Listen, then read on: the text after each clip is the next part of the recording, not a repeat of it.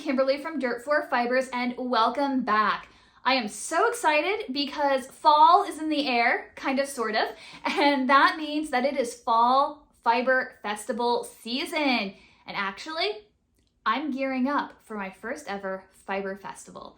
Now, I'm really, really excited about it. I'm a little worried too, mostly because I had in my head that I had about a month left until the Fiber Festival. In reality, I don't have that much time. So I am gearing up for that, and I'm going to take you along for the ride to see what I don't want to say what it's like, but what I'm going to do to prep for my first fiber season. First Fiber Festival season. So really excited about that. And part of that is going to involve making a decision as to whether or not I apply for the Maryland Sheep and Wool Festival next year. The deadline for the application is, I think, October 1st. So I'm hoping I can set up a decent showing at the first Fiber Festival that I'm going to go to. I'll give you more details on that in a minute. And take some booth pictures and submit that for my application. Don't know if it'll be accepted. They usually only take a few new people because they have a lot of returning vendors, and I don't know if I'm ready yet for big fiber festivals, but I guess we'll find out after this fall. So our first Fiber Festival that I'm going to is the Shenandoah Fall Fiber Festival. It's on, I'll put the dates in here, I think it's September 23rd and 24th and 25th, whatever that weekend is, around there. And it should be a lot of fun. Now, when I applied for my booth, I did say that hand-spun yarn was going to be my main focus, and I might have some like spinning fibers and things like that. So I'm really trying to concentrate on beefing up that side of my display, just because I want to really follow through on what I said in my application. And I need some more hand-spun yarn to really come through on that. It's hard to know what exactly I should bring. I'm going to bring whatever I have just because you can't sell it if you don't have it, and I can't make more than what I have. So I'm just going to bring what I have. If I sell out, that would be really, really awesome, kind of, sort of, maybe. And if I don't, that just gives me a little bit of information. I also booked myself back to back. The Montpelier Fiber Festival is the next weekend after that. It's like the 1st and 2nd of October or something to that effect. So on the one hand, while I would really love to sell out at Shenandoah, if I do, that means I don't have anything left for Montpelier. So it's going to be a balance. I don't know what's going to happen. I'm just going to go and have a good time. And, you know, if it crashes and burns, it crashes and burns. And if it's fabulous, it's fabulous. And it'll just be what it is.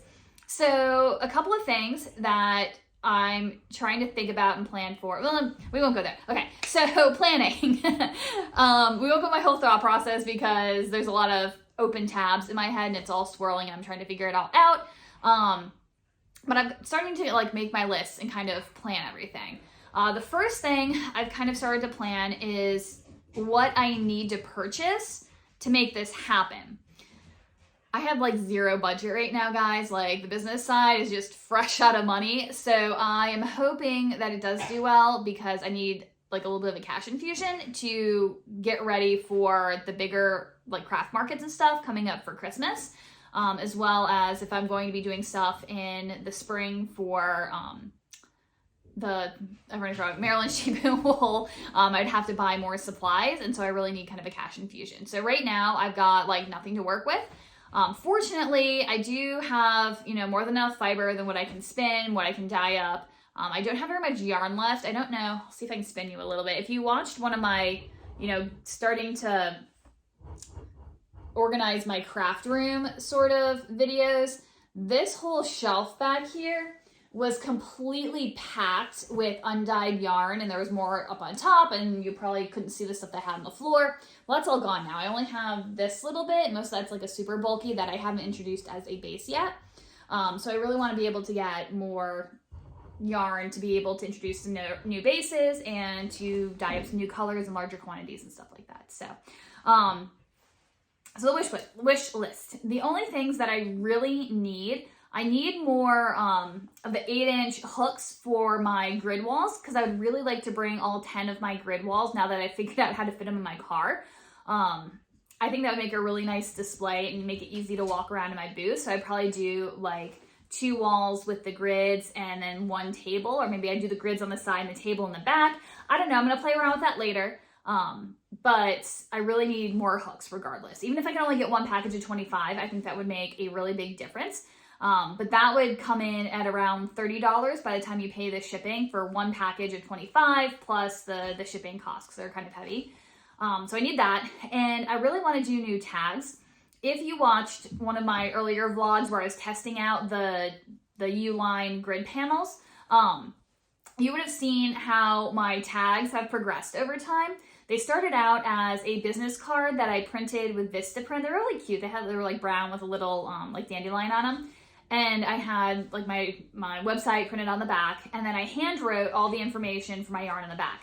Well, I liked that the tags were sturdy, but it was hard when I was tired trying to punch the holes in the corners. Like, they weren't always even. Not that anyone would really notice it, but I noticed it. And handwriting the stuff on the back just takes forever. And then if I mess it up or it smudges, I've got to start over, and it's just a nightmare. So then I started printing tags, but I wanted them really sturdy. So I made ones that folded in half, and so I had like a logo on this side, and then upside down was the information on the other side, and then when they folded, everything was upright, and I'd hole punch it to the top and tie it on. Those were nice and sturdy, and I liked them, but it was a pain actually making them, because like half of it was always upside down, and it was hard to read and make sure it was right. And then even using my little paper slicer thingy, I couldn't get them cut just right so that they would fold perfectly even, and that bothered me that they were just ever so slightly off. And so I was like, it's not quite what I want either. Then I started doing 2 tags. So I did like a tag with a different logo on it, and I could print like a bunch of those. Like, they all said like hand spun yarn and hand dyed yarn. I just printed a whole pile of them. And then I would make a secondary tag that had like the actual yarn information on it. And then I put the 2 tags together and hole punched it and tied that on. Now again, it bothers me that they're not quite the same size, because every time I cut them, they're just ever so slightly different because I have to eyeball it. So that bugs me. And it was fine, and they look okay. I kind of like them. I like the system anyway. But even on cardstock, if they're outside and it's kind of damp or they get squished in the box, they just don't look very good. So I think what I'm going to do is I really want to change my tagging system to an actual hang tag that I purchased. I'm going to do Vistaprint because I've used them in the past. I get coupons all the time.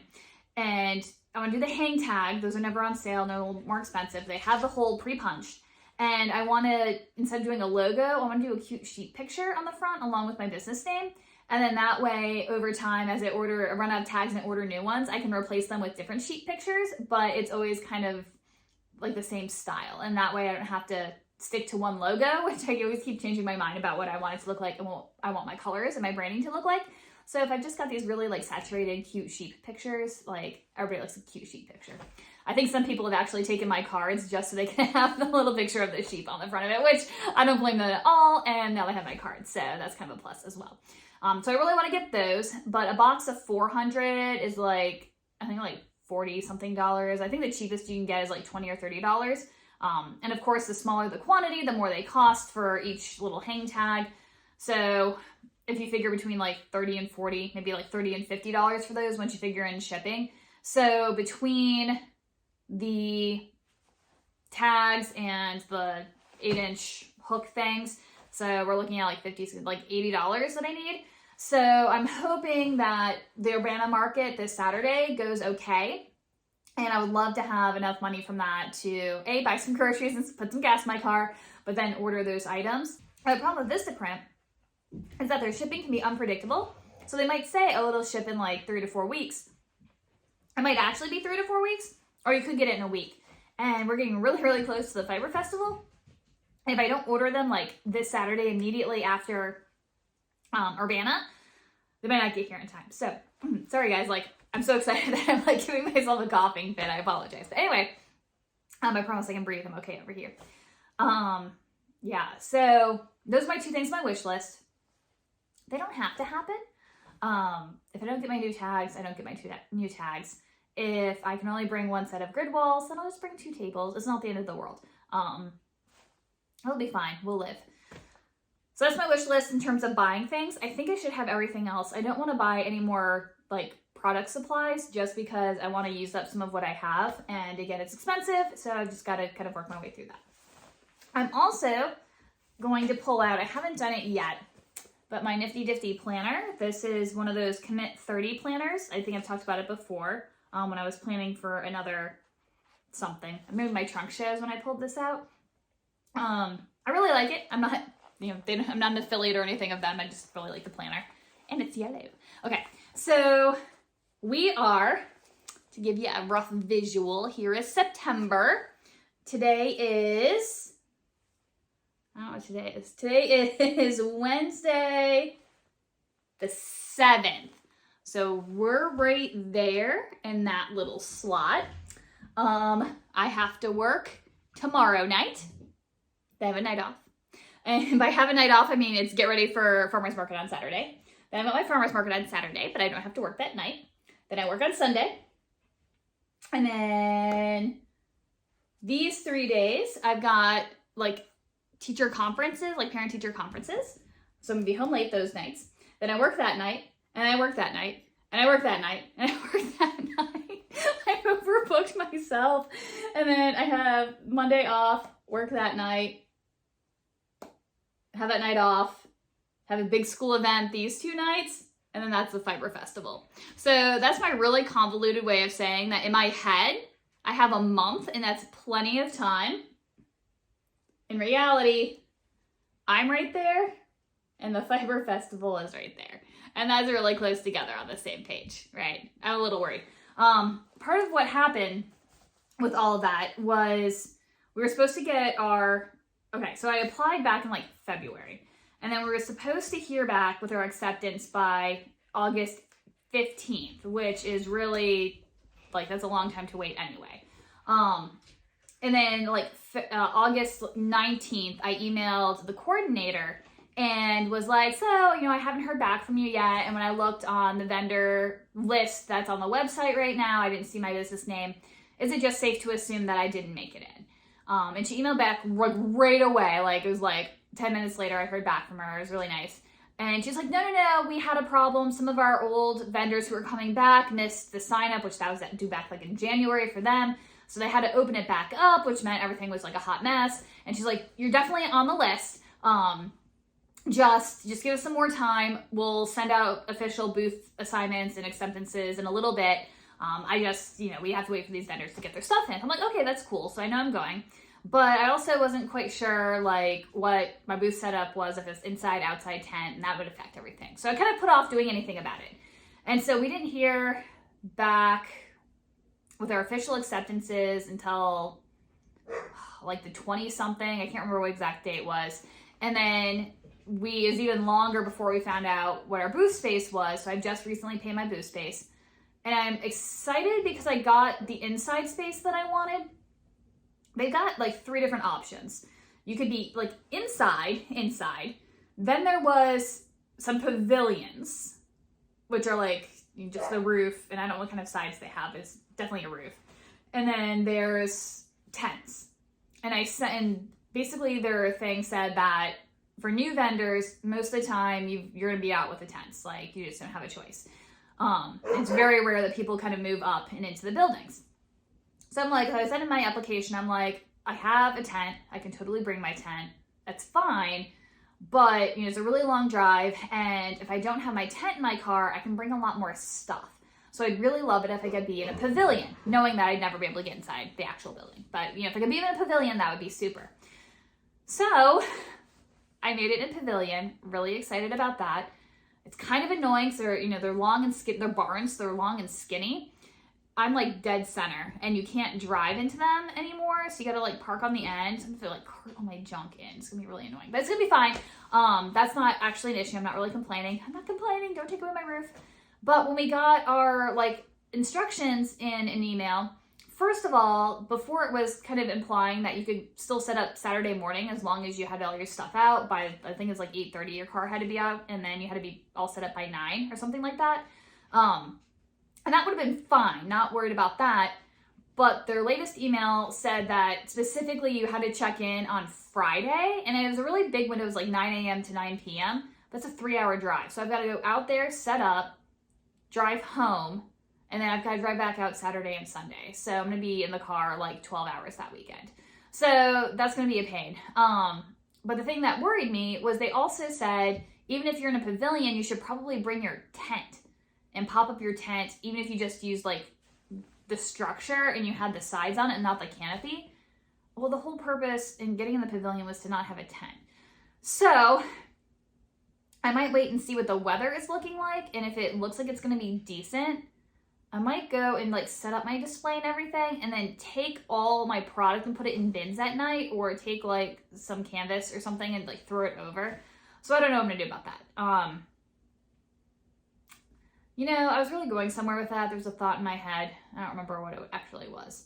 But yeah, so that's what we're looking at in terms of kind of setup. So I have everything I need. Just hoping for those new hang tags and more hooks, but whatever. So now with a planner, that's actually where I was starting with all this. With a planner, I need to figure out how much more product I can make and make myself a schedule so that I have something to stick to, because I do better when I can cross things off my list. So I've already started. I've started out by selecting some of my colors of fiber that I have, and oh my gosh, guys, this is one of my favorites. By the way, just so you know, oh look, it matches my outfit. I have no attention span at this point. Just so you know, if you're coming to the Urbana market, I'm not going to have any hand spun yarn or any fiber goodies just because I'm saving them all for the festival. So it'll just be hand dyed and a finished product. But I've taken various fibers and taken everything I have left in the package and done my little ball system. You've seen this before if you've watched my other videos. Basically, I do 100-gram kind of balls of fiber, and I'll get a bunch of them staged so I can just grab, spin, grab, spin. I only have one bobbin though for my jumbo flyer that I have on my Kromsky that I have up here in my little studio space. So instead of like having to have a bunch of bobbins sitting around, I will then actually take my singles that I spin, and so I was getting a little bit washed out. The singles that I spin, no Pippa wants in the office. And I will cake them up, and then I'll ply from the center and from the outside and do a 2-ply that way. So I've got a bunch sitting out. So I've got 3, 4, 5, 6, I've got 7 of these I need to be plied. Plus I have one that's almost finished on my wheel. So that'll be 8, plus stuff that's over there. So I'm trying to spin as much as I can. I'm also at the same time trying to get things dyed. As soon as I go downstairs and pull in the stuff I left outside to dry, it's not raining yet, fingers crossed it holds out. I'll put some more on my stove to start soaking, and we'll do some more dyeing tonight. I should be able to get at least 3 more sets of roving dyed. 4 would be super, but at least 3 is what I'm hoping for. I'm trying to get as much of the roving dyeing and the spinning done early, because they have a dry time. It's always the dry time that gets me, because they have to be finished. I mean, you can't not finish your yarn. So I'm thinking, today is Wednesday the 7th. I got my planner out again. Guys, I don't know. I think I'm gonna have to figure that everything I want to spin or dye has to be done by the 18th. So that gives me like a week and a half. So if this is the 7th Wednesday, Sunday the 18th is over here, gives me a week and a half. And then that way, if all else fails, it still has this week to dry, and then I can make up labels and like literally attach them like at the festival if I need to. So I think if I get them done by the 18th, having a week to dry ought to be okay. And then my goal for that week, or if I need a break because my hands are cramping, or I'm just have a backlog, I'm waiting for everything to get dry. I do want to do a little bit more fiber prep. I want to do some like art bats and things like that. I think that'll be really exciting to bring with. I also want to do some handmade drop spindles if I have enough time. And those actually need to cure and sit for a while, so I might have to add that to my list to do next week or this weekend. So sorry. So I'm going to kind of bring you along on the journey. And as I complete things and go through different parts of the process, I will show you where I am. And as I start tagging everything, that's also my list. I also have to re-tag all my I have everything as kind of a generic price right now, and I would like to reprice it based on yardage. So one of the things I've been debating, because the price of my fiber is all over the place, because I tend to find something that's really pretty, like this, buy what I can of it at the time, spin it all up. And so all my fiber bases are different prices. And I eventually want to get to the point where I'm just hand dyeing everything, and so I know exactly what everything cost me. And if I do add-ins, then, you know, I can price those out. But really what takes the most amount of time, or the most amount, I guess, yeah, this is the most amount of time. But in terms of profit, it's this actual spinning piece. Because I could have, you know, 2 hanks that are 100 grams. Each of the fibers cost me the same amount. But if I did lace weight 2-ply, it's going to take me like 30 hours to make 100 grams of that. But if I'm doing a bulky single ply, that's like 45 minutes of spinning and then the finishing on both of those. And so it's really the structure of it that makes the biggest difference in terms of production costs. Production costs, that's what I was going for. That's really the biggest difference right there. So I think I'm gonna start pricing it based on the amount of yardage. So I've got to figure that out. So I'll probably do a video when I pull out all of my current yarn that I have and show you how that works.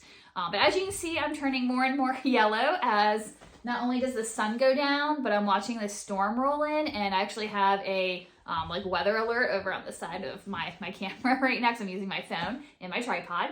So what I'm gonna do, I am going to go downstairs and see what the puppy has destroyed while I've been in the office. Then I'm going to grab my wool off the back porch and get it in the house before it starts to rain.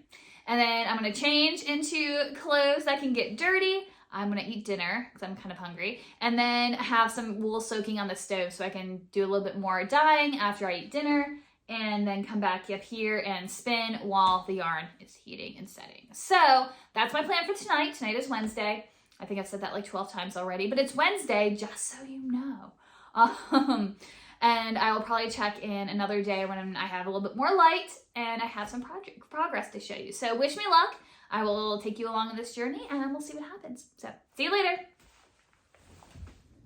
Hey guys, today is Friday, September 9th, if I'm not mistaken, something like that.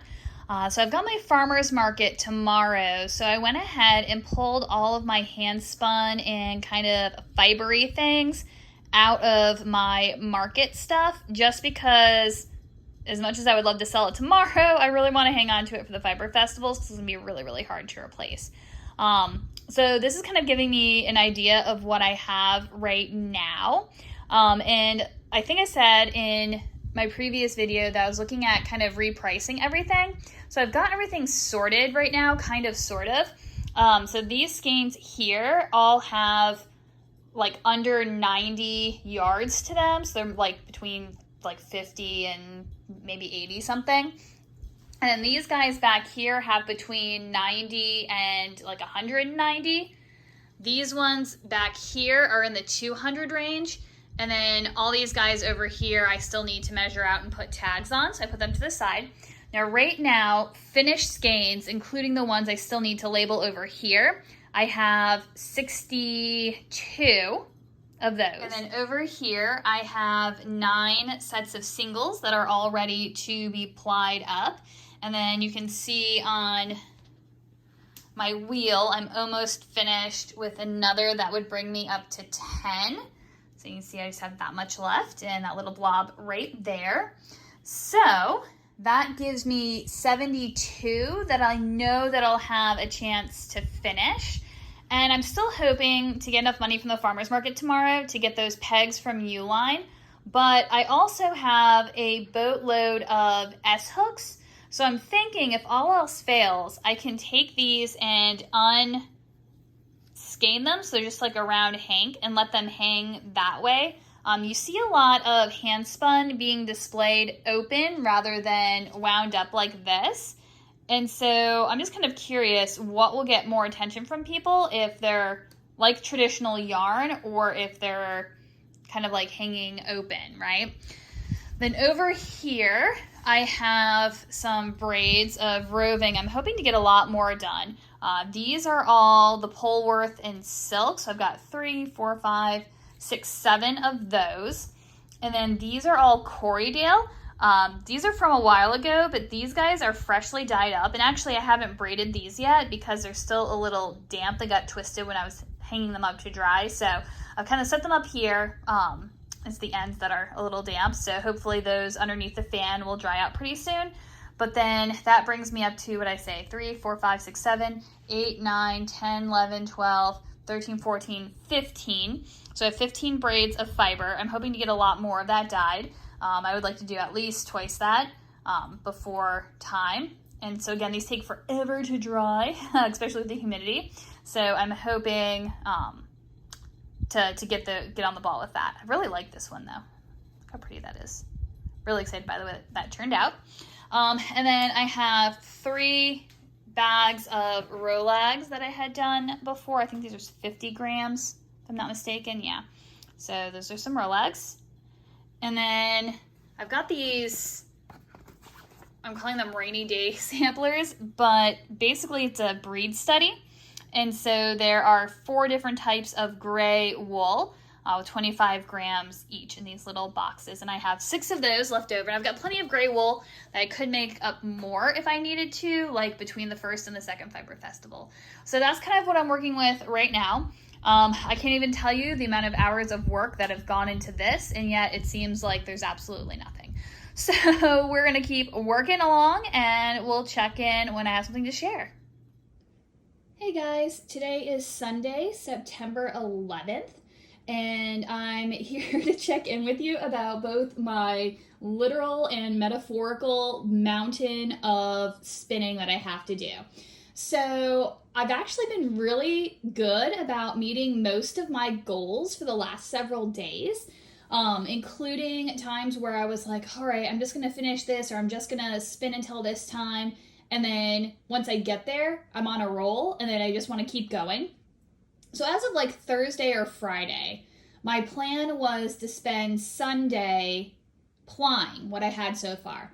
And I figured that I would have like 7, 8 things to ply, and that would be totally doable in the morning, so I'm supposed to go to work tonight. Although they are forecasting kind of rain and storms all day, so fingers crossed they just cancel us and I don't have to go in. But I also kind of want the money, so it goes both ways. But anyway, by the time I actually got to this point, you can actually see if you sit and count my little pyramid, which, by the way, just happened to work out perfectly. That was not planned. Yeah. So anyways, I got 15 sets of singles. 15 sets of singles that I am ready to ply today. Oh, that's going to be a lot of work. I don't think I'm going to get them all done today, unless by some miracle I don't have to go into work. It's probably like, I don't know, maybe 9:30 at this point. I still have to go kind of get the dogs ready to go. It just started raining though, because that's my life. And Ivan hates waiting outside in the rain to go potty. So I'm going to wait a little while and see if that clears up. I'll take all the dogs out again. And then I've got some roving that I dyed last night still sitting on the stove. I let it cool down overnight. And I'm not a big fan of it. Well, no, that's not true. Looking in the pot, the color looks really cool. I'm hoping all the dye got absorbed because I went a little heavy-handed by accident. But it wasn't the colorway I was going for. So these 3 bits of roving might be just, actually it's top. I always call it roving, it's actually top. Might be just kind of a one-off color for just the 3 that I made. And then I'll try again today with a little less dye to see if I can get the color I was actually going for. But I'll see if I can show you a picture of that later. So my goal today is to get as many of these plied as humanly possible. And then my other goal is to dye at least 6 braids of roving. So in order to get that done, I'll have to get 3 of them on the stove and finished before I go to work. Let them cool down while I'm at work. And then when I come home, I can do 3 more and then let them cool overnight. And that would get me to my goal for today. Again, it's supposed to rain the next couple of days, so no drying outside, but we'll do what we can. All right, so now to get my spinning wheel all set up for plying. All right, so the first thing I'm going to do with my spinning wheel to get ready is to adjust my tensioning system. Let's see if I can get that in the frame. So normally my peg is here and my twine runs toward the back. There's an eye loop that goes up and over the bobbin in the middle, and it goes onto a hook on the other side.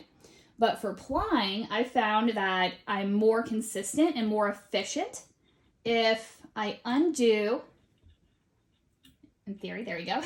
If I undo this,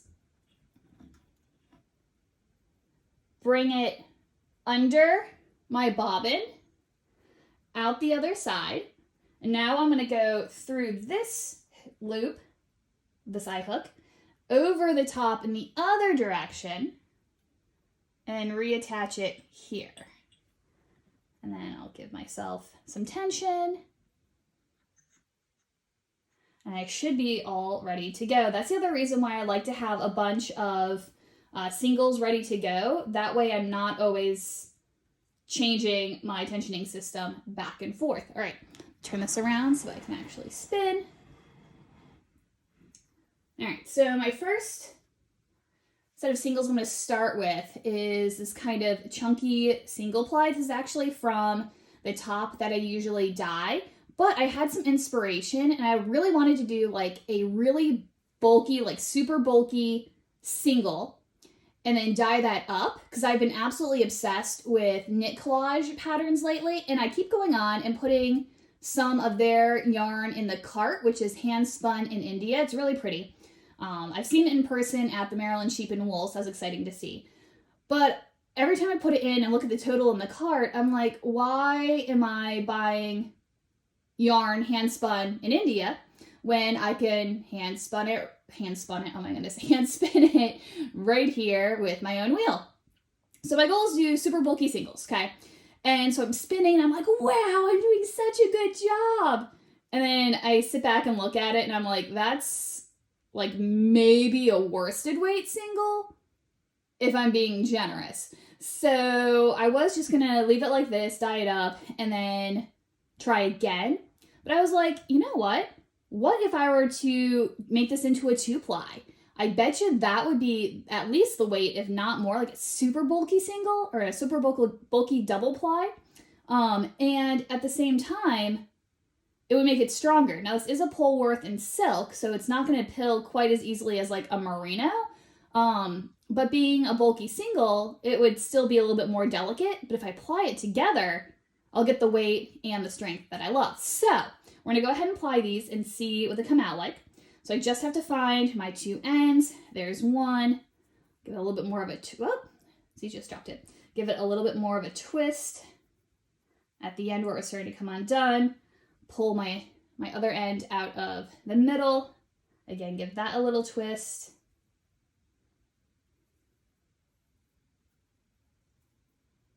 All right, I'll hold those together. And then forgot to pull my leader through the orifice. Now I really like this jumbo flyer that I have on here from Kromsky. I don't even have to use my hook to get the yarn, the lead through, which has been really nice because I always set down my hook somewhere and then can never find it. So then I'm just going to go ahead and tie this on. There might be a better way to do this, but that's just always how I've done it. All right, so these were all plied clockwise, or they were spun clockwise, so we're going to go counterclockwise.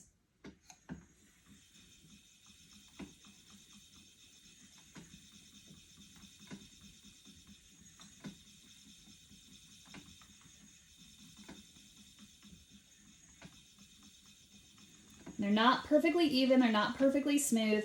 I was going for a little bit of a gentle art yarn, nothing too crazy. But I do want the texture.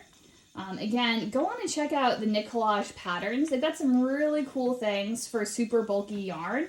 And so they would make really fast Christmas presents. If you sell things at like a farmer's market or a craft market, you could knit up some really neat, bulky scarves, shawls, even sweaters, in not that amount of time. So the reason why I think that I might have a chance at actually getting everything spun up today is the fact that it takes so much less time to ply than to actually spin the original singles. And the only thing I'm worried about for this kind of super bulky yarn is the fact that it's so nice and like lofty and squishy that I don't know if it'll all fit on the bobbin. It might be tough once I get to the end. So I don't know if you can tell because I think I'm off screen, but I have my ball of yarn in my other hand, and because it's feeding off so easily, I'm actually holding it like behind me. And it's just pulling off and feeding in super easily. And I do have to keep kind of an eye on my bobbin because being, again, super bulky, it fills up. See, it's one of those days, guys. Fills up super fast. And so I'm always having to move it over to the next hook.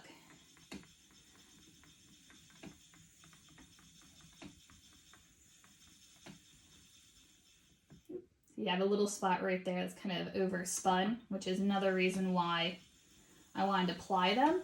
I liked the twist overall, but it is really hard to not put too much twist into a bulky single. The thicker your yarn is, the less twist the wool needs to hold together. And since I usually prefer to spin a little bit finer, I tend to put more twist in. And so I really had to pay attention to make sure that my hand was going faster than my foot. Because you need enough twist for it to hold together, but not so much that it's really stiff and curls back on itself all the time.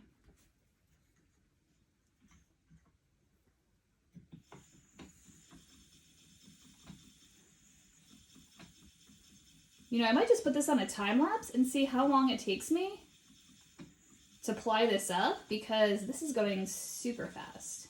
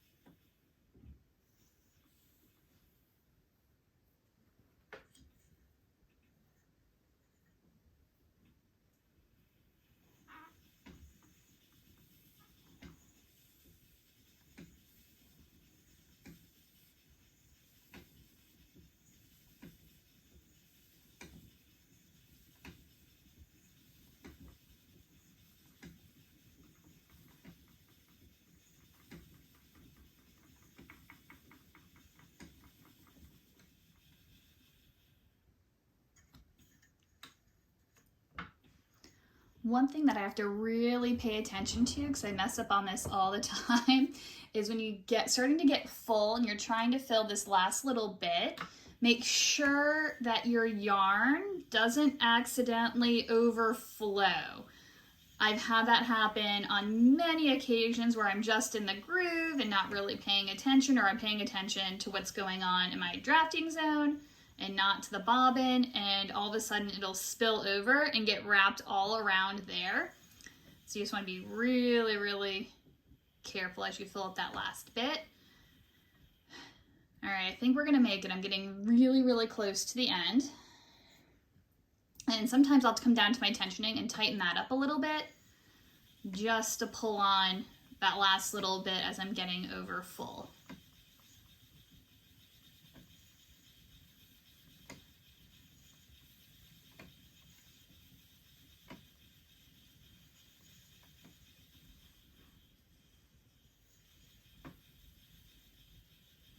I spin right up until the end. Give it a few extra to move that over. I'll give it a few extra spins because I know that that's going to lose some of that twist as it pulls through. And voila, all finished. All right, hold on, let me check and see what time it is.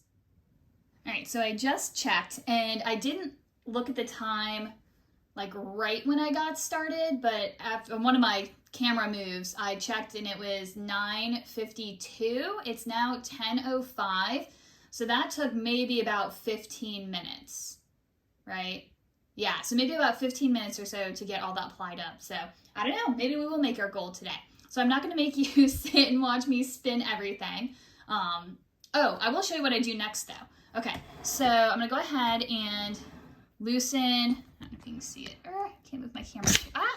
All right, let's try that again. I moved it around a little bit. All right, so down here you can see my tensioning and I'll loosen that. And sometimes I'll have to go to the back and just give it a little tug back here too, because it'll get caught and it'll stay tight. And then what I'm gonna do is I'm gonna take my wheel and I'm going to push it a fair distance back, just like that. And then I'm gonna take my nitty knotty, find that and grab that. And sometimes I'll even like stand up across the room as well. Well, let me see if I can get you a little bit higher. All right, so my camera stand isn't actually made to like be a full camera stand. It's more for filming overhead shots, so we're gonna get creative here. So I've moved my spinning wheel as far away from me as I can get it, and actually I could probably get back a little bit further, but I'd be out of frame. And I've grabbed my nitty knotty, loosened my tension. Now I gotta find my end. There it is. And it's caught on one of my loops. So let me pull that out, and it's actually starting to wrap around the edge right here that you can see. So I'm gonna make sure that gets over on the bobbin, because if it starts wrapping around the edge, I'm gonna get grease on it, and that's not ideal on a white yarn. All right, push that back. All right, so I hold it right here.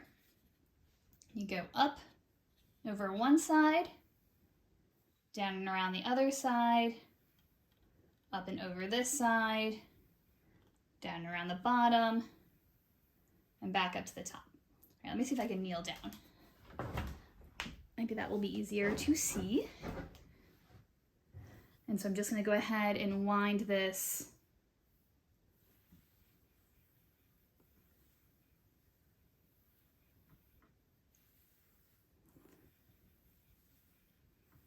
and I can normally do this a lot faster if I'm not trying to do it in front of a camera. And this, in theory, is a 2-yard nitty knotty. However, when you put it on, you can sometimes stretch the yarn a little bit just because it's springy and you're winding it on. And so I used to count my yardage by seeing how many wraps I had and then multiply it by 2. But lately, just to save a little time as well and maybe be a little bit more accurate, I'll finish my yarn. And by the way, I would wind it on after it was all finished, like the twist was set and everything to count it. I wouldn't do it now because it is going to change length a lot when I actually soak it and then hang it up to dry. But anyway, so now I'll finish the yarn, lay it out, measure the length of the skein, and then do the math that way based on how many wraps. Not how many wraps. How many wraps there are.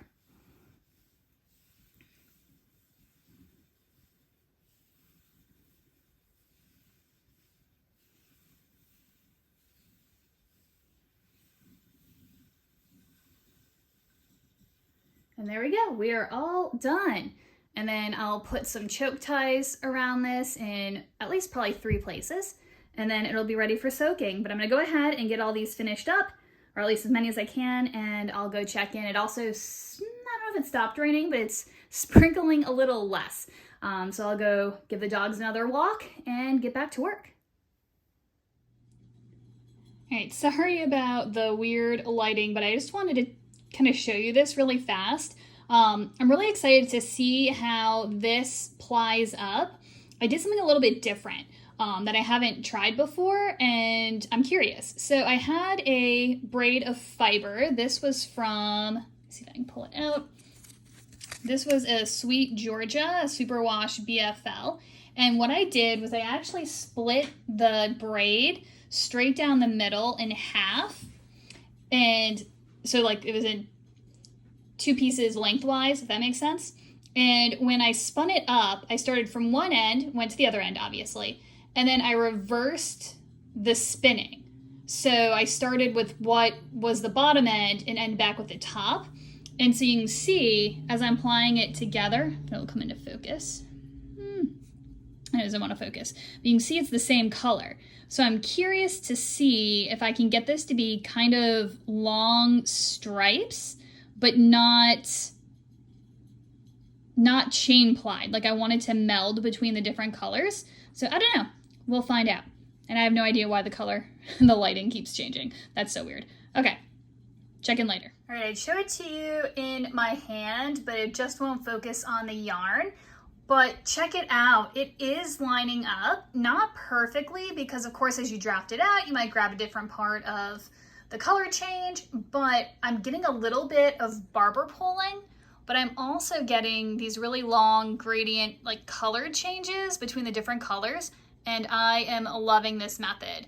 So the next time I try it, I'll actually have to show it to you like as I do it, but it worked out really well. Okay, I promise I'm gonna stop talking about this, but I'm just so excited. So you can see how the purple paired up, but now as I'm transitioning to the next color, you can see it's barber pulling a little bit, and then eventually will be the lighter color of pink for both. I love this so much. Unfortunately, I only have 1 skein of this yarn, just because I was playing with the base of the superwash BFL, which is a little bit coarser. I've been doing the Polworth and the silk, which is so silky smooth, as well as just finished up applying some sari silk. Here, I'll show that to you. And so this is one of the big reasons why I'm kind of redoing my pricing based on yardage. The Polworth and silk chunky that you see at the bottom here, that took like, I think an hour to do 400 grams. It took the same amount of time just about to do 50 grams of the recycled sari silk, but look how amazing that came out. So yeah, loving my progress so far. So 5 down, working on number 6. Did I not earlier today just tell you to be careful filling the edges of your bobbins because it will overflow if you're not paying attention? Well, I was paying attention to the Chronicles of Yarnia podcast on my computer, and look what I did. So now I've got to kind of back it all back and get it back on the bobbin, and I am rushing because I've got maybe 15 minutes tops before I have to pack up and go to work. The sky is gray, so I was hoping we were going to get canceled, but no, 1 tour going out, so I got to drive to Williamsburg. Anyway, I've got that much left, so I'm trying in 15 minutes to get all finished, and then this catastrophe happened, so here we go. And so I've kind of lost my light. We've got a storm rolling in, and I've got to get moving to get ready for work. But I did manage to get that yarn I was working on fixed and finished and pulled off the bobbin. But my little pyramid is considerably smaller, though not completely finished or completely gone. I did manage to apply 4, 5, 6, 7, right? 4, 5, 6, 7. Yeah, 7 skeins of yarn today, which I was hoping to get more done, but I don't know, that's respectable. And I did dye 3 of the roving, and I actually did the colorway that I said I messed up yesterday. Actually came out this time, although the one I messed up on is also really cool. But I actually got the look that I was going for. So I'll probably come home tonight. Hopefully I won't get home too late, and maybe get at least 1 more spun up. Yeah. That's my progress so far, and like I said, today is Sunday. Hey everyone, welcome back. It is Saturday, September 17th. You might hear some echoing and some dramatic music in the background because I'm actually at work right now. I'm watching the green room for a concert we're having here in Williamsburg, and they're doing their sound check, so I'm inside and really lonely by myself. But if you saw my Instagram post from earlier today, you saw that I spent all morning at the car dealership, got an oil change, had to get a new tire. I actually need new shocks for my car, but it's okay until the shocks come in. I can actually find a free Saturday to go, all that good stuff. But anyway, so I spent my morning there, and I actually finished my hat. I'm so excited. I do want to block it out because I feel like the back is like a little puckery, and I don't know if that's just because it needs to relax a little bit and be blocked out, or if it's because I changed back down to my size 5 needles rather than my size 6, mostly because I knew where my size 5 needles were and couldn't find my size 6. So, at least for my double pointeds anyway. So that's that. I've been working on my Nolani shawl as well. Oh, I left it on the floor. Hang on a second. Okay, so I'm holding my camera, or I'm holding my phone in one hand, so I can't really show this to you too well, but here is my Nolani shawl.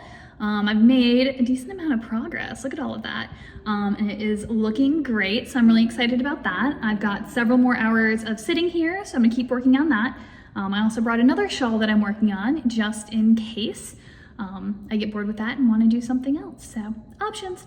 But where I'd really like to be right now is at home, because I am so far behind on everything that needs to get done for, I keep saying for Saturday, but really I've got to pack my car Thursday night, and then that way Friday I can go set up.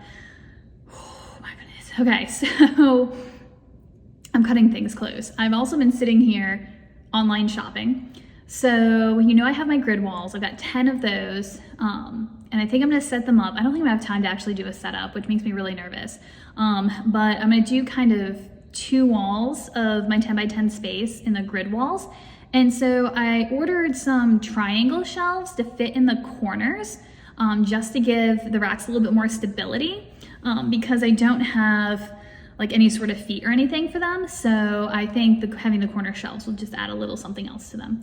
I also got some like acrylic sign holders. So instead of putting prices on all of my yarn, I can put up like a little sign.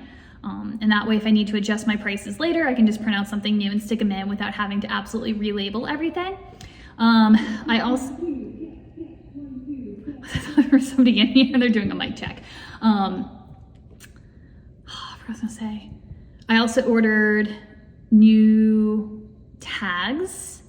I get to get my new tags. I'll show you those when they come in. I think they came in on Friday, but they came through SurePost, and so UPS didn't drop them off at my house. I think they dropped them off at the post office. So I've got to go there and get that, and I got sticky labels from kind of a company I've never heard of before, but they had the cheapest labels I could find. So hopefully those will be at the post office for me to pick up like Monday or Tuesday as well. What else did I get? I got a lot of stuff today. I stocked up on undyed yarn. I was running low on a few bases, so I've got some more of that.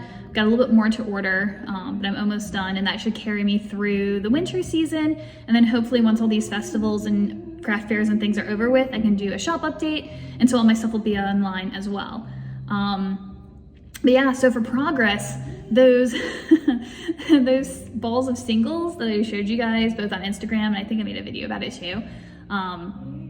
I still haven't finished plying all those. I was hoping to finish them all last weekend, and then figured I'd be able to get a little bit more spun this week, and then be able to get that plied up as well. But it's really slow. I've still got like 3.5 of them left.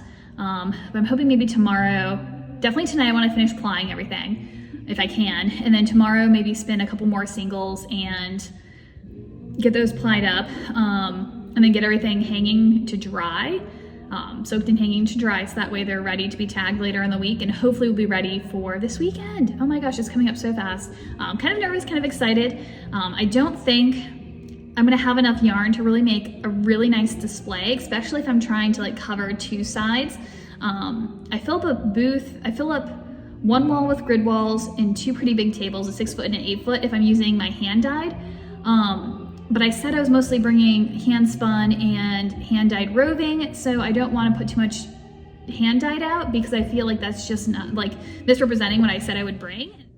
Okay, sorry, I had somebody who was actually supposed to be here walk in and it startled me, so I like dropped my phone. I had to chase some more people out who needed a bathroom and I pointed in the right direction. So anyway, so I don't feel like I have enough stuff. If I get everything plied that I have ready right now, either it's already plied or I've got the singles waiting to be plied.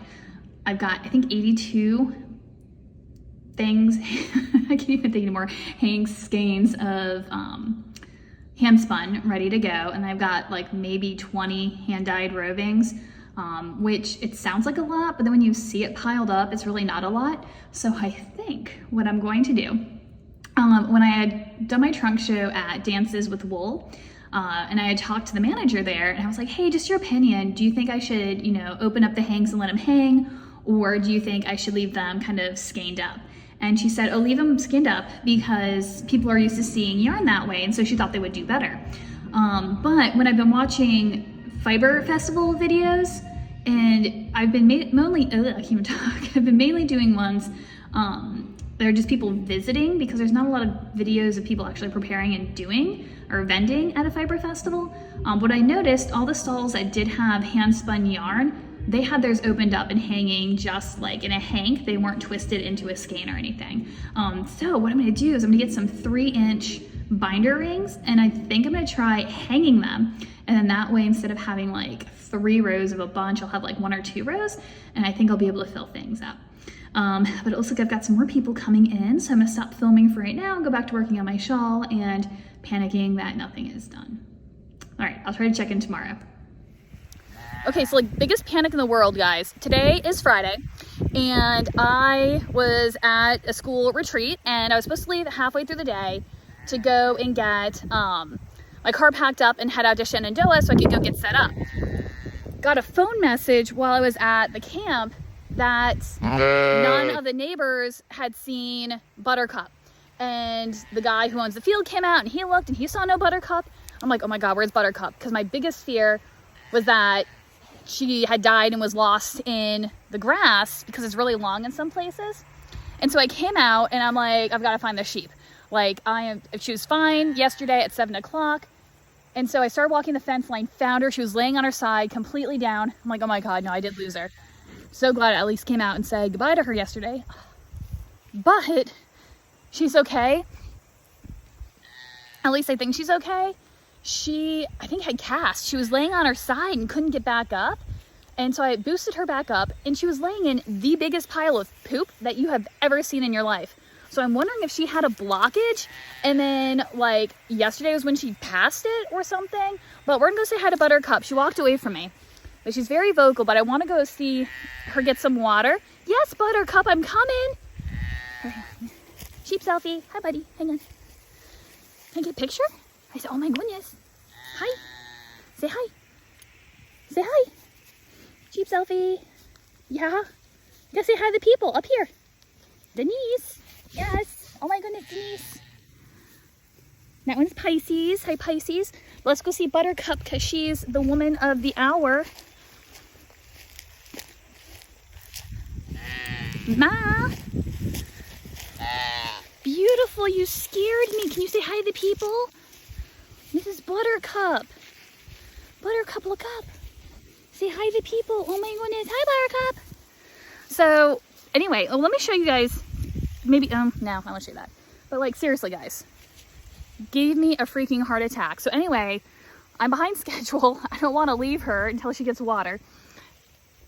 But I'm so happy she's okay. Like you don't even understand the panic. Guys.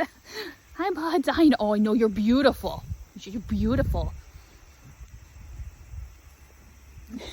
There's the rest of them. Hi. Hi, guys. All right. So I'm going to go try to get her some water. Just make sure she's okay. Oh, scariest thing ever. I'm so glad she's okay. Well, I'm not going to be able to come check on her. I'm going to be having late nights for the next couple of nights because I have to drive back from Shenandoah every day. And so I come yesterday to make sure they had enough water so they could last for 3 days without me. But I might have to come back each night, even if I'm here at like midnight, just because I'm so worried about her. All right, I'm going to sign off and hi, and show you the packing process next. All right, see you later. Hey guys, you're propped up in my car again. Don't worry, perfectly safe. Just talking to myself, not holding my phone, got hands on the steering wheel, eyes on the roads, we're all good. So I figured I would elaborate on the story that I just told so you could actually, I don't know, understand what was going on. I was a little panicky at the time, so I may or may not even put in the video I just took, but we'll see. So let me back up a little bit. So last Friday, I finally got my my tags and stuff in the mail, but I had something, what was Friday? I don't know what Friday was, but something happened on Friday and I couldn't get to the post office to go pick it up. No, I got word.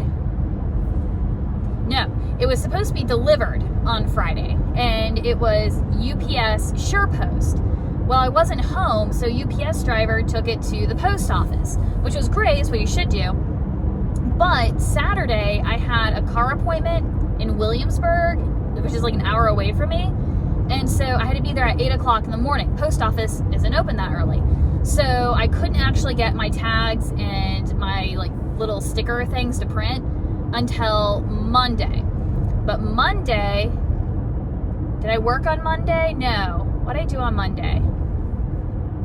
Monday, I think I finished up my last spinning, setting the last few skeins, setting the twist in them, and I feel like I did something else and got home late. I can't remember though at this point.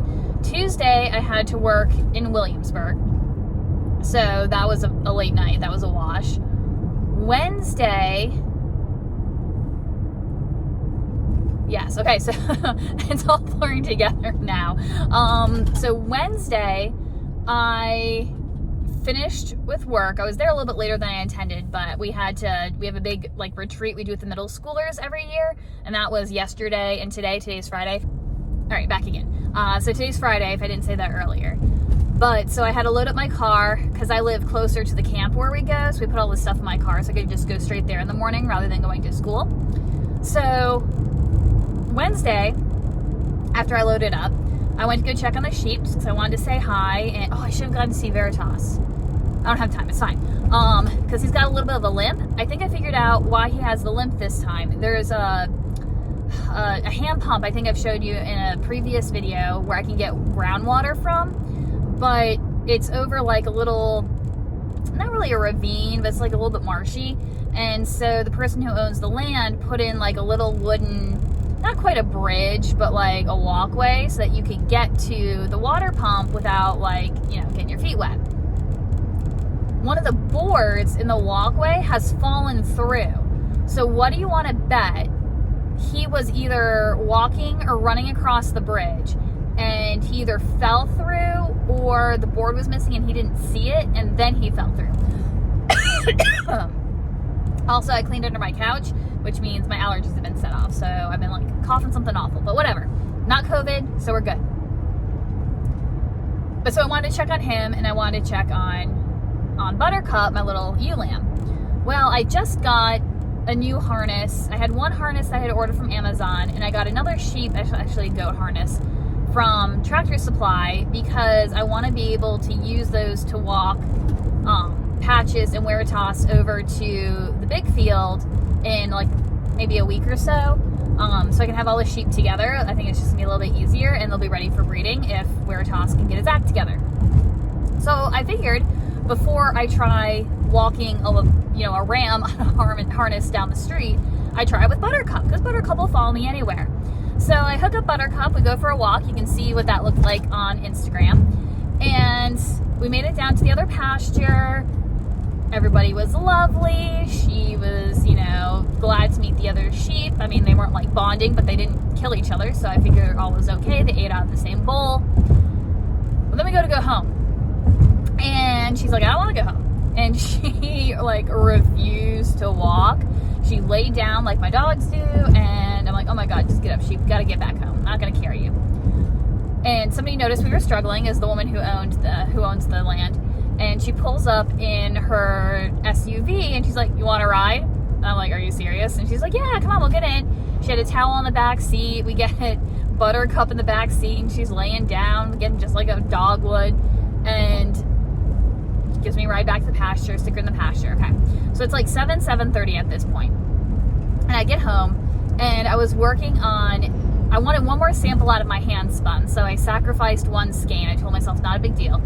And I did another one of those kind of bulky lace collars. I guess it's a cowl, technically. Anyway, so it turned out super cute, but in order to finish it in one night, I was up until 4 o'clock in the morning, maybe about 4:30, getting that finished Wednesday night. Hang on, guys, we're slowing down. There we go, okay. So I was up late until like 4 o'clock in the morning Wednesday night. So Thursday I get up. Oh, there we go. There's construction, so they have one of the lanes closed. But that's going to come to the story in a minute. So up until 4, and then went to bed, got up at like 6:30, went to the camp, had a great day. We were done at camp at like 4:30, and then I needed batteries, because I'll show you. I'm not sure if it'll work or not, so I don't want to say and then have it not work. But anyways, so I needed batteries for something. Got dinner, got the batteries, got coffee. And at that point, there had been a big cool front blowing through, and there's like this huge storm and winds, and so I didn't want to go check on the sheep. But by that point, it had blown its way through, and I'm like, you know what? I should go and check on the sheep and make sure they have enough water to get them through the next couple of days, just in case I can't go and check on them. So go check on the sheep. They didn't really have enough water to get, I mean, they might have been okay, but it would have been cutting it close and I didn't like it. So got them more water, got them all checked on, whatever. And left there again, probably like 7 o'clock. It was getting dark, maybe a little bit later, 7:30, maybe even 8. And little sheep was fine. She was in the field. She wouldn't follow me around though, so I think she was kind of mad at me, but she was grazing. And so I just kind of let her be and I left. So then get home, it's super windy. Get the dogs taken care of, and I'm like, I'm gonna start tagging my stuff, right? I'm gonna get like all my stuff tagged, or at least enough of it that I can kind of pack the car and everything. Well, it's so windy, it must have knocked out the Wi-Fi, which means no tagging, so I can't get online to use a template, and I can't print anything out because of course my printer runs on Wi-Fi. So I'm like, oh, so I was kind of dead in the water. I kind of wanted to go and pack my car, but at the same time it was dark, and I don't really like shuffling around my garage in the dark, and none of my stuff was packed anyway, and I had to empty my car still. So I'm like, whatever, I'm just gonna go to bed fairly early. It was like 10 o'clock, which is early for me, and then I'll get up tomorrow and hope the Wi-Fi is working. Well, I got up today and had a chance to kind of organize some stuff. I spent a little bit more, kind of not really for tomorrow, but for in preparation of next week. I'm hoping to have a few more things finished so I can replenish a little bit of what I sell, fingers crossed, this weekend. So I got to camp and almost time to leave. So I was going to leave about halfway through the day at about noon to go over to Shenandoah and get checked in. I hadn't packed my car yet. Whatever, I was going to stop on the way home, let the dogs out for a walk, pack, and then head on out to Shenandoah. Then I got a call from the guy who owns the land where my big girls are, my big ewes are. And he's like, hey, so, and it was a voicemail because I always panic when he calls me because I think he's going to tell me my sheep are dead. And I don't want to like ugly cry on the phone with the nice guy. So he called and said, yeah, the neighbors were walking past the field, and so they didn't see the little sheep, and they were just, wondering if something was wrong, whatever. And so he said he went out in the field and he walked around, he didn't see her, and he just wanted to know if I had come and picked her up or moved her somewhere else, or if she had gotten out, or just whatever. He was checking in. So of course I'm at camp and I'm like, guys, can I leave like 20 minutes earlier than planned because my sheep is missing? And they're like, yeah, go ahead. Well, this is not built into the time schedule at all. So I drove up. It's like a half hour. It's an hour out of my way. It's half hour up there, half hour back. And there's construction on the bridge, so it was just down to one lane, so I had to stop waiting for construction. And so I get up there. All the big girls are laying underneath the tree in the field, just kind of relaxing, chewing their cud. Don't even come over and say hi to me because I'm chopped liver. And there's no Buttercup. Like, Buttercup's always there somewhere. I look around under the stuff next to the barn. I go in the barn to make sure she didn't accidentally climb through the gate and get stuck inside the barn. And I'm like, all right, I'm just gonna walk the fence line first. see if maybe there's a hole in the fence. Maybe she was going for some grass on the other side of the fence and squeezed through and couldn't get back in. But she's not a runner. She's not an escape artist. She has no interest in going anywhere else. She's not fast by any means. So I'm like, there's no way she like took off. Although I was hoping that if she did take off, she walked down to see the other sheep, because that would have been really convenient. But anyways, so I start walking the fence line, and I see her. I see like a white back, and I'm like, she's laying down, head's not up. Like, she's dead. She died. But she was fine. I swear to God, she was fine when I checked on her yesterday. She was grazing. She was up. She was happy. She didn't follow me, but, like, that's not the end of the world. I mean, it's a sheep. Oh, my God. I'm so upset. I lost all 3 of my Williamsburg lambs. And I get up to her, and I'm like, Buttercup. And she baws. She freaking baws. And I'm like, oh, my God, you're still alive. Buttercup, are you okay? She's laying down, she's not picking up her head. I go to lift her up and she just kind of like flops over. I think she was cast, which basically means she's like laid down and can't get back up. Like, she wasn't, I don't know, like she wasn't on her back, but she was near the fence. So I don't know if I don't know. Or if one of the big girls head-butted her and she went down really hard, just couldn't get her feet back underneath her. Whatever, but she couldn't get up. So I stood over, got her underneath the armpits, hauled her back up. Thank God she's still small at this point. And, it took her a few minutes to get her feet underneath her, and then I let go and she kind of tipped over. So I grabbed her and propped her back up and just kind of stood there with her for a couple of minutes until she was steady on her feet. But it was interesting because I did take a picture of it just for, I don't know, in case I find somebody who knows something about sheep and they can tell me if that's normal.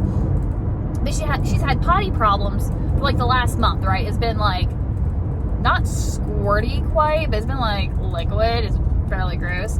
And then she finally yesterday did a really small poo in front of me. Hang on, stop me. Everything moves. Okay. That was soft. It wasn't the right consistency for sheep poop, but it wasn't I'll say it again. Sorry. Turn around another corner. It wasn't normal sheep poop, but it wasn't liquid either. It was actually stayed together. I did a little poking and investigating, and it was soft, but it wasn't liquid, which is the first time I've seen her poo something solid in over a month. So anyway, there's a point to all the poop talk, by the way. So she's laying on her side. The first thing I noticed when I went to get her up is that under her bum was the biggest pile of poop that I've ever seen. It's not quite that big, I'm exaggerating a little bit, but if I saw that in a field, I would have thought a rather large pile of dog poop. It doesn't really look like sheep poop. When you poke it, you can tell it's the little berries squished together. So much poop. And it was solid. It was squishy because it was all stuck together, but it wasn't liquid. And so I don't know if maybe she's been having a blockage or something, and then last night or early this morning passed it, and she was it made her sick and she couldn't get up. Or maybe she has been pooing solid poo, I just haven't seen it, and that's how long she had been laying there, that she had gone to the bathroom that much. I don't know, but I got her up. She was on her feet. She peed almost actually on my foot, possibly actually on my foot. My shoes were wet, so I couldn't tell. And then she's fine. She immediately started grazing. She's bawling at me. She doesn't even have a limp. And all I could say is thank God that the neighbors said something to the guy who owns the field. And thank God he gave me a phone call, because I wasn't going to go check on them today. And if I hadn't gone, if she had stayed on her side in that field, she would have been dead in 24 hours. Less than 24 hours possibly. So anyway, it's just one of those things where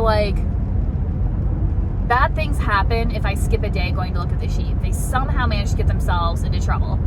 And it just keeps pushing me to really get the business up and running and finances under control, so that I can get my own land, or even if it's not my land and I'm renting from someone, it's land where I can physically live there. And so I can go out and check on the sheep 2, 3, 4, 100, whatever is needed times a day. Because being so far away, if there's an emergency, like, I sometimes don't know about it until it's too late. And so anyways, I think she's gonna be okay. She's acting okay. Her poo is solid. Maybe we've turned a corner. I don't know. Anyway, so I had been hoping if I left the camp at noon to be on the road and be up there by like 3:30. It's 1:09 and I haven't even made it home yet. And you can see in the back of my, oh, excuse me. Now we have the hiccups. The back of my car's not packed. None of my stuff is tagged, but we're supposed to check in on Friday unless you've made prior arrangements for something. And I didn't, because I just figured that was when you're supposed to check in, if that was what was clearly stated in the email. So what I'm going to do is I'm going to go home. I finally figured out, I think my last market vlog, I said something about it, but I figured out how to fit those wire panels in the car so they're not like through the middle and like impaling me in an accident. I do have 10 of those, so I think I'm just going to grab all 10, shove them in the car. Any other problem, I'll grab a table. I think I'm just going to take the 6-foot table. Because if it's a little bit smaller, then it'll look like it's more full, right? I think it'll be fine. I'm going to take the 6-foot table. I'll grab like my wire baskets. I don't think I'm going to grab my crate. I do have like a little folding bookshelf that I want to put in the car because I want to try that on the tablecloths. I am in a little bit of a panic because I had some more shelves coming in because I think I want to do like a, I don't know, like a L-shape sort of deal, but I'm worried that it's not going to be stable enough since I don't have any feet for my panels, because most of the feet I found, they like go on the edge of each panel. I don't want separate panels. I want to be like a wall. So I got some corner shelves, which so many people were out of black corner shelves, and a lot of them had like long ship times. So I finally found a place that could ship in 1 to 5 business days if I paid more for like the express shipping. Well, then I got an email that the package was delayed, and I'm like, oh my God. So apparently it's out for delivery now, but that doesn't really help me right now. So I got like 4 corner shelves, and I got some clear acrylic like sign holders I can put prices on, and I got some, they're called media holders, but they're like a bracket, and I think you put like books or something in on a grid wall. But I'm thinking that'll hold my like hand spun and my business name sign. All right, I'm gonna hang on to you as I turn the corner. And you guys fell anyway. I hope you enjoyed your view of the underside of my seat. I'm sure it's gross down there. Anyway, so I want to see if like those will hold my signs instead of using like my little metal brackets like you use at the farmer's market. But anyways, so those haven't arrived yet. They're apparently out for delivery according to the tracker, but those usually don't get delivered until later, I think. I'm hoping they're at the house. I haven't checked again in a little while. But I guess I'm just gonna have to wait and set those up tomorrow. It shouldn't be that big of a deal. Again, I think at this point, I just want to throw everything I can in my booth, and then I'll carry in all my stock and stuff tomorrow. But my binder rings for hanging up the yarn came in, so I have those. Realize that if I'm going to get there at, I think the grounds open at 6 or 6:30, I think it's 6:30, and you have to have your car off the fairgrounds by 8:30, and then they want you in your booth by 9 just in case other vendors want to go shopping or you get a few early birds, because the classes start at 9, 8 or 9, and then the festival starts at 10. So if I'm going to be there at 6:30, and it's like a 3-hour drive, I'm going to have to be on the road at like 3 o'clock in the morning, which is fine. I pull all-nighters all the time, and it's fine. I'm a little worried about fog. It's been really foggy, and especially out in the mountains, it tends to get foggy, and I hate driving at night in the fog, so all the truckers are out, and it's a nightmare. But anyways, it'll be fine. Yeah, so I'm going to get there super early, and I'll put out all my stock, and just, it is what it is. If it crashes and burns, it crashes and burns. It's not, I think the booth fee was like $113, which is not cheap, but it's not like a $300 or $400 booth fee like at some of the bigger craft fairs. So if I just make back what I put into it, like cash wise for the booth fee, that's fine, because that'll just give me more stuff for next week's market, which I did get, or Fiber Festival, which I did get the like confirmation email, and apparently with that one, they said that you can come and set up on Friday, but there's not going to be any overnight security, so it's at your own risk, which tells me that they want you to set up on Saturday morning. So that'll be another, it's not quite as far out as Shenandoah, but it's still pretty far out there. So that'll be another early morning, but at least I won't have to make the drive 3 times. I'll just make it the 2 times. So yeah, all right. So I'm almost home now. I'm in the neighborhood. So I'll go, and then I'm gonna run in and walk the dogs, and then just grab as much stuff as I can and pack it in the car.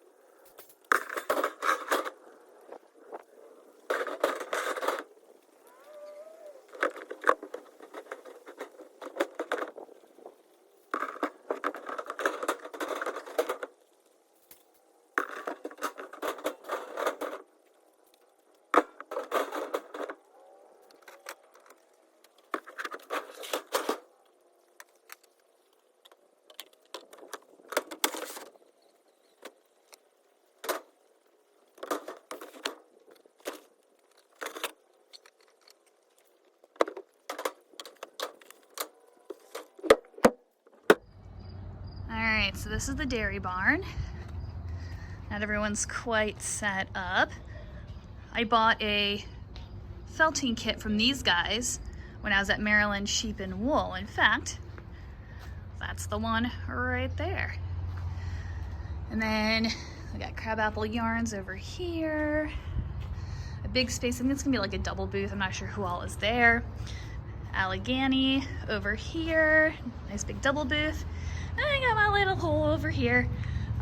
Didn't put up as much in terms of walls as I had planned.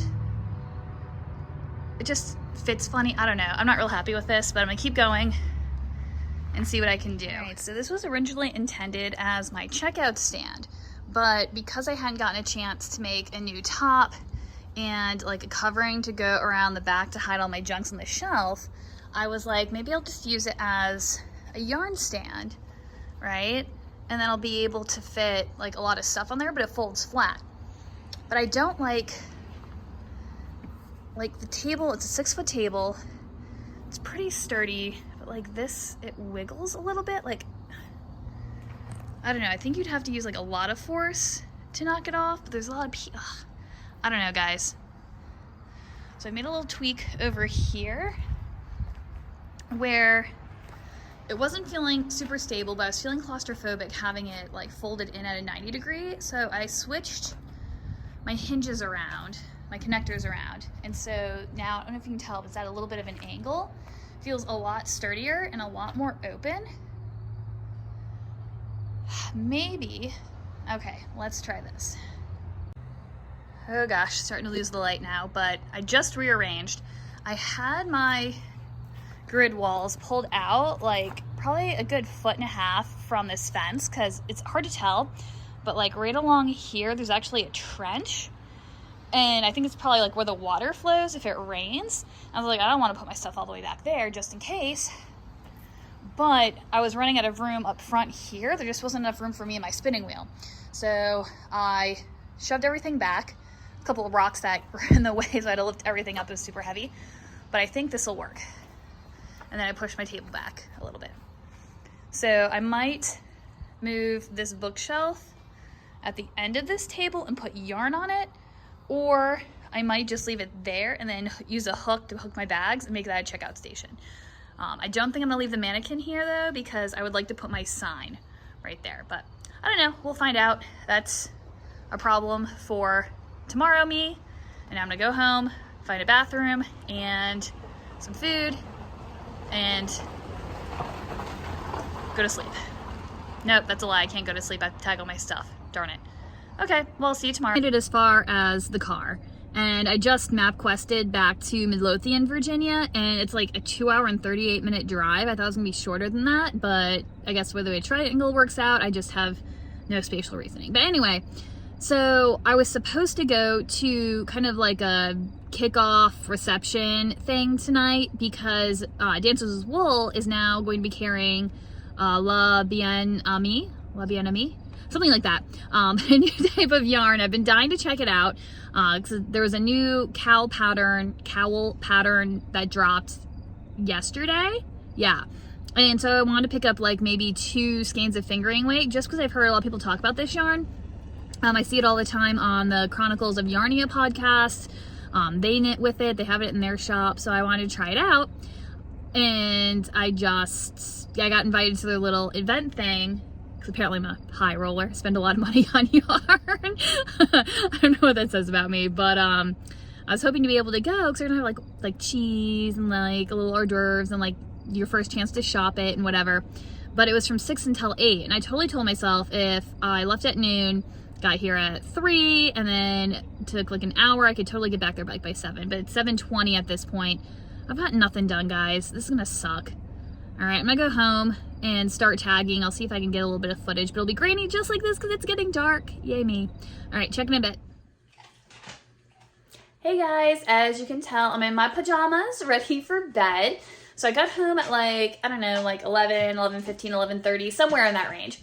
Walked the dogs, fed them, kind of sort of got ready for bed, and then I got the extra grid walls that I didn't need out of my car. I only used 8. Put the rest in my garage, and then I brought in my plastic tubs that have my market yarn inside, brought that upstairs. I had a couple cardboard boxes of yarn as well, brought that upstairs, and it's all staged in my studio, ready to get some labels. Now the downside is that when I went to go get my little toolbox out of the car that has the string that I use to tie tags as well as my square reader so I could charge it, guess what I left at the fairgrounds? Yes, all my stuff. So I can't get it properly tagged here anyway, and there's not enough time. Like, it's 1:45 at this point, and it's just not going to be enough time.